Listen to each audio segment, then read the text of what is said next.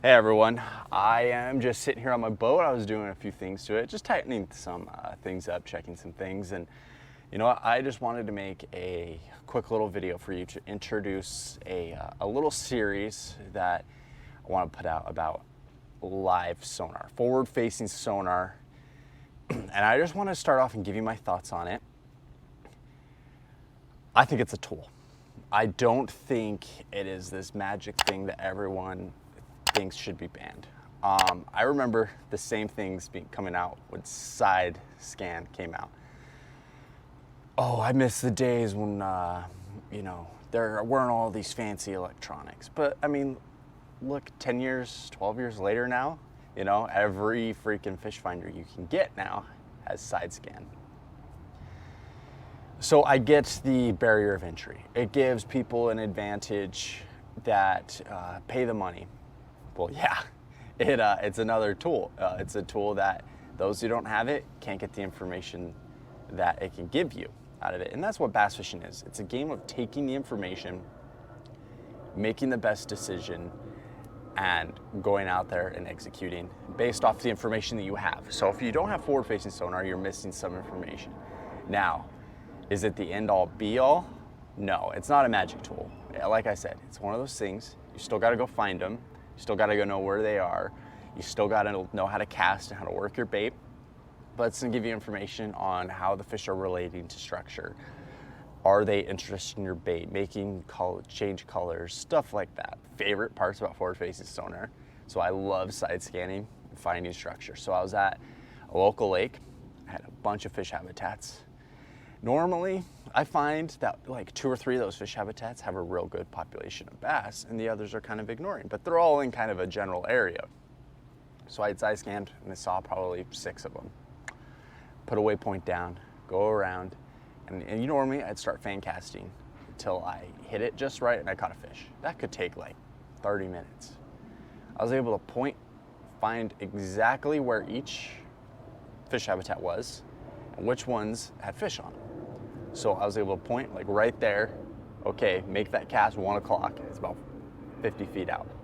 So boom, make the cast about 70 feet, reel my bait right past it. And then I was able to do that and quickly find where I needed to cast. I didn't necessarily spend most of the time making sure my bait was in the picture and I was working it that way, but I was able to at least see where fish are. And so that's one of my favorite parts about forward-facing sonar. Yes, you can watch fish attack your bait, you can watch fish follow it and all that stuff. Most importantly, it's showing you what's in front of your boat. It's showing you where the next tree is, where the next rock is, where the next fish habitat is, where the shad are. So that you'd make better, more efficient casts. So, for forward-facing sonar, there's 3 choices out there right now. You know, Lowrance has their active target, Humminbird has Mega Live, and Garmin has Livescope Panoptics. I went with Garmin, and here's why. So I went with Garmin. I picked Garmin. One of my first reasons was Panoptics has been around the longest. So they've had some more time to work with the technology. Active Target Mega Live has really only become a thing in the last year. So I just wanted the established brand. 2, there are some technical reasons. So Mega Live runs at a 1.2 kilohertz frequency. Lowrance is about 500 to 1.1 kilohertz. They vary depending on the conditions. I think Humminbird does too, but they just put out 1.2. Garmin is 530 to 1.1 kilohertz. So Lowrance and Garmin, pretty straight across the board. Hummingbird's a little higher, a little more frequency. That little more power can give you a little more distance, a little more range. But Garmin has a 20-degree cone angle. Lowrance has an 18-degree cone angle. Hummingbird's a 20-degree cone angle. Lowrance, you're probably going to get the furthest effective range of all 3 because of smaller cone angle means even though they're pretty all similar in power, it's not being spread out over a wide distance. 2 degrees, so 18 doesn't seem like that much off 20, but those 2 degrees, if you're casting out at 70 feet, is about a foot on each side. So your power is being spread out over a wider area with, say, Garmin, so you can see your lure easier. But you're not going to get the more precise images that you might get with Lowrance because its cone is a little more focused on what's ahead. So you're going to have a harder time finding your lure and making sure that your casting is right on top of the fish. But you are going to be able to see maybe 100 feet versus Garmin, you might see 80 feet. Humminbird has the same cone angle, a little higher frequency, might have a little farther effective range than Garmin, but you're not going to be able to probably see as far as Lowrance. You'd have to compare them side by side, but this is from what I know, the cone angles and how the frequencies are set up. You're probably not going to see as far with Humminbird as you would with Lowrance, but you're probably going to see a little further with Humminbird than Garmin. So this goes into my second point of just how the sonars take those returns and interpret it onto your screen. A lot of people don't like the ghost tree with Garmin. I will say this, with how the sonar is set up, ghost trees are inevitable. So you might be asking, why does Lowrance and Humminbird don't have the ghost trees?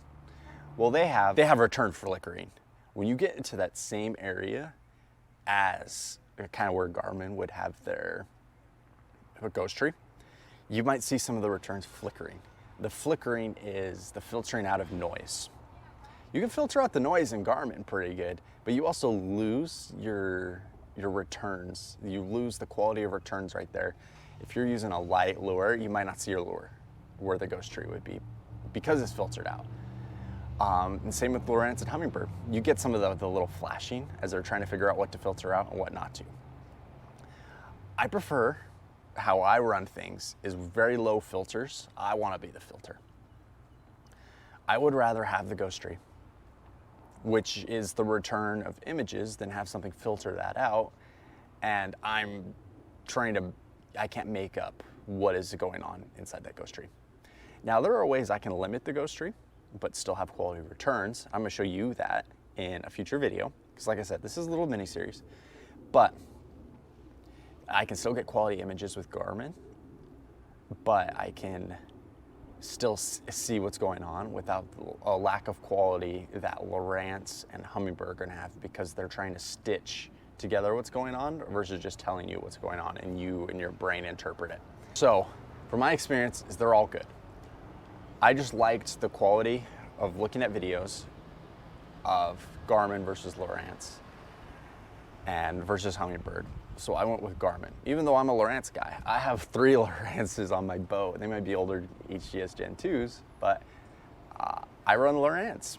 And I'm probably gonna continue to run Lowrance, but as far as I want the Garmin on my boat when it comes to forward-facing sonar.